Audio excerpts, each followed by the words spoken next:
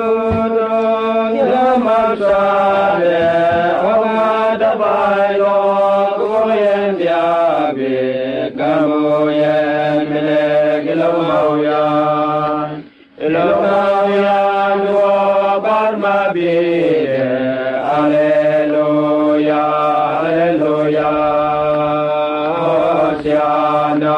laknagay Gogoye manjabaya kabedete balasado mamalo malukate malukto pangyamaksawo Alleluia Alleluia Hosiana laknagay Jesus goyo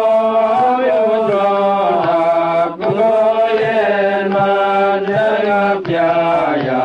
kvagamabendam pyayake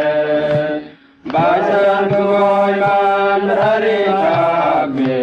Alleluia Alleluia Hosiana